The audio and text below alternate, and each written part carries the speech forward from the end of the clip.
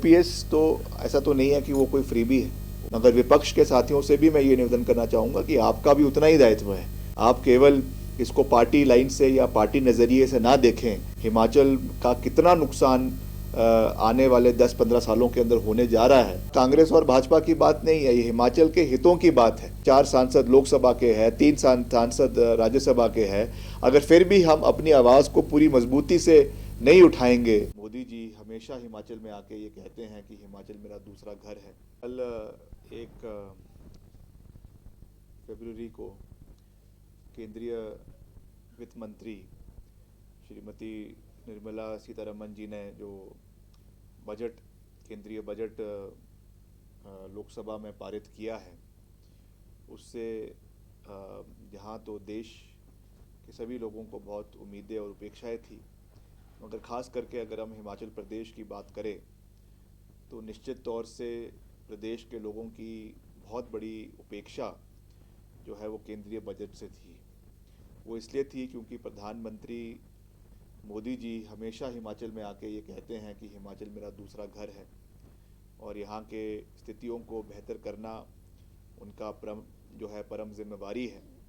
तो मैं समझता हूँ कि उस दृष्टि से हिमाचल के बारे में कोई बड़ा जिक्र ना होना, कोई बड़ा फाइनेंशियल पैकेज हिमाचल को ना मिलना, और ख़ास करके जो इतना नुकसान हिमाचल में 2023 में भी हुआ, 2025 में भी हुआ, उसमें जो हिमाचल को नुकसान हुआ, उस दृष्टि से कोई ना कोई फाइनेंशियल पैकेज हिमाचल को मिलना चाहिए था।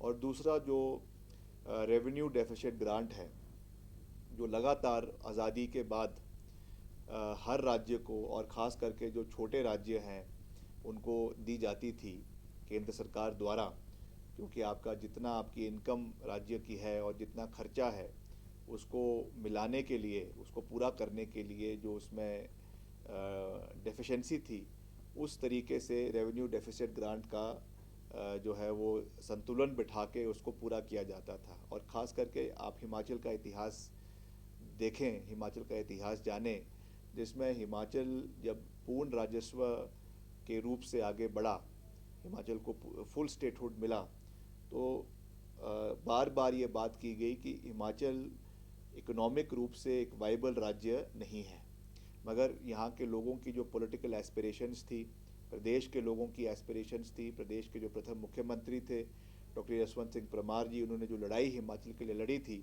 इसीलिए लड़ी थी कि हिमाचल की एक अलग पहचान है और वो पंजाब प्रांत में नहीं रह सकता है। इसलिए हिमाचल का गठन हुआ और हिमाचल जो निचले इलाके हैं पंजाब के, उनको काट के हिमाचल में जोड़ा गया और हिमाचल राज्य बनाया गया।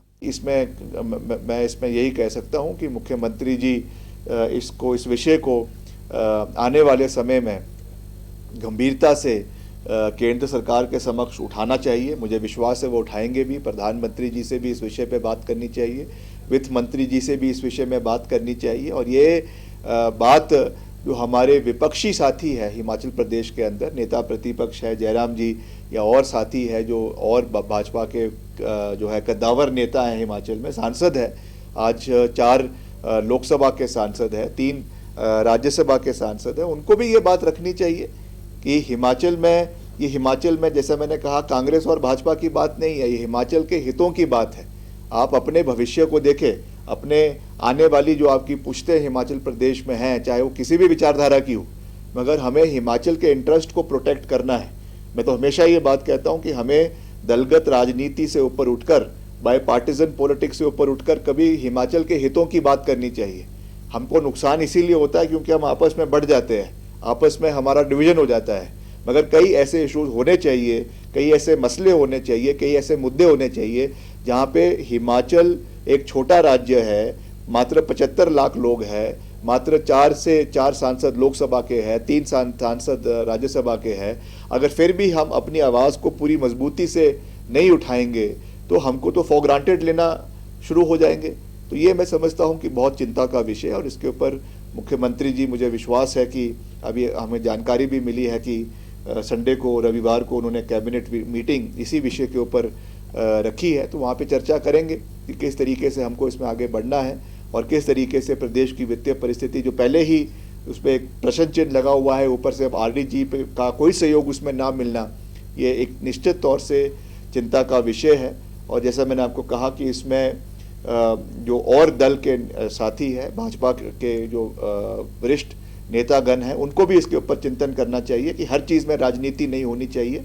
जब पहले हम कहते हैं कि नेशन फर्स्ट, स्टेट के इंटरेस्ट दूसरे नंबर पे और उसके बाद पार्टी आती है, तो आपको पहले अपने प्रदेश के बारे में सोचना चाहिए, अपने प्रदेश के लोगों के हितों के बारे में ध्यान रखना चाहिए। तो मैं तो यही उनको कह सकता हूँ। बाकी जहाँ पर भी हम इस विषय को आने वाले समय में उठा सकते हैं, हम निश्चित तौर से उठाएंगे, क्योंकि हमारे लिए हिमाचल के हित, हिमाचल के 75 लाख लोगों के हित सर्वप्रिय है, सर्वश्रेष्ठ है।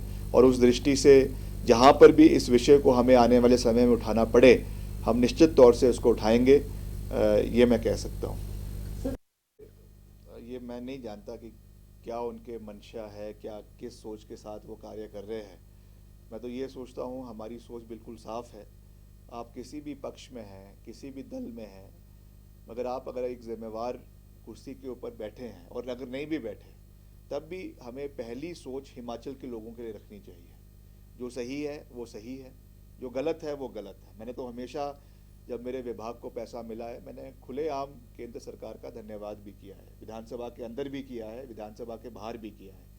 मगर जो कल हुआ है वो मैं बिल्कुल साफ शब्दों में कह सकता हूँ कि वो हिमाचल के हित में नहीं है। ये बात बिल्कुल साफ है। जहाँ पर भी हमें इस मंच इस बात को रखना पड़े, हम रखेंगे। और मैं तो आदरणीय सांसद जितने हैं उनको भी ये कहूँगा कि अपने अंदर रीढ़ की हड्डी को थोड़ा सा मजबूत करें। जो हिमाचल के हित में सही है उसमें आप आवाज़ उठाए, और जहाँ पे आपको लग रहा है कि हिमाचल के हितों की अनदेखी हो रही है उसमें भी आवाज़ उठाए, तभी आपकी विश्वसनीयता अपने प्रदेश के लोगों के अंदर बनेगी। यही और जो है मैं अपने सांसद साथियों को देना चाहूँगा। सर, एक चीज़ ये भी सामने आई कि